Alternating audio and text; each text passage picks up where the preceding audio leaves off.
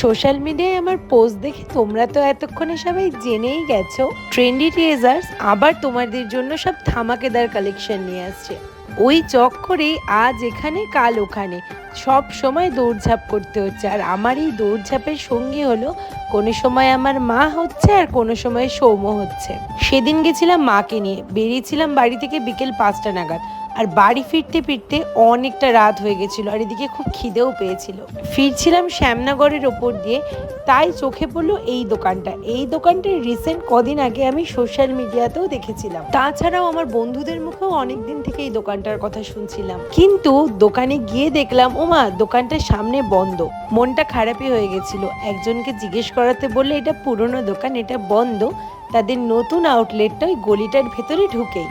বিশ্বাস করো, একজনের ভিডিওতে এখানকার মোমোটা দেখে আমার এত লোভ হয়েছিল, মোমোটা খাওয়ার ইচ্ছা সব থেকে বেশি ছিল। এটা ওদের টেক অ্যাওয়ে কাউন্টার, আর পাশে রয়েছে একটা সিটিং অ্যারেঞ্জমেন্ট। রাত প্রায় 10:30 বেজে যাওয়ার কারণে ওখানে গিয়ে দেখলাম মোমো তখন শেষ। মা বললো এত রাত যখন হয়ে গেছে চল তাহলে ডিনার করে নি। তাই এখান থেকে অর্ডার করেছিলাম 1 প্লেট মিক্স নুডলস আর 1 প্লেট ড্রামস অফ হেভেন। দুটো আইটেমেরই কোয়ান্টিটি বেশ ভালো ছিল। মিক্স নুডলস কিন্তু আমরা 1 প্লেটই অর্ডার করেছিলাম, যেটা দুটো প্লেটে সার্ভ করে দিয়েছিল। আর কোয়ান্টিটি এতটা পরিমাণে ছিল আমরা পুরোটা শেষই করে উঠতে পারিনি। আর তার সাথে চিংড়ি, চিকেন, ডিম, প্রতিটা জিনিসের পরিমাণ অনেকটা করেছিল। নুডলসটা খেতেও কিন্তু ছিল দারুণ, মানে এক কথাই ছিল জাস্ট অসাধারণ। যদি মনের মতো চাইনিজ খাওয়ার হয় তাহলে কিন্তু আমি একটা বড় সড়ো চাইনিজ লাভার।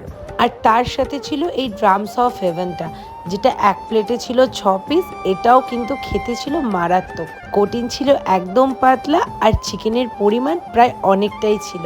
এই দেখো, তোমাদের প্রথমেই বললাম আমরা শেষ করতে পারিনি, বাট এতটা টেস্টি খাবারটা ছিল তাই আমরা এইটুখানি পার্সেল নিয়ে বাড়ি চলে এসেছিলাম। আমার মা যে বাইরের খাবার সেরকম পছন্দই করে না, আমার মায়েরও কিন্তু প্রত্যেকটা খাবার বেশ ভালো লেগেছে, সেটা তার এক্সপ্রেশনেই বোঝা যাচ্ছে। সব মিলিয়ে আমাদের টোটাল বিল হয়েছিল 400 টাকা। চাইনিজ খাজানা হিসেবে এই দোকানটা কিন্তু আজ থেকে আমার ফেভারিট লিস্টে অ্যাড হয়ে গেল। তোমরা কারা কারা এখানকার খাবার খেয়েছো আর তোমাদের কেমন লেগেছে আমাকে কমেন্ট করে জানিও। টাটা।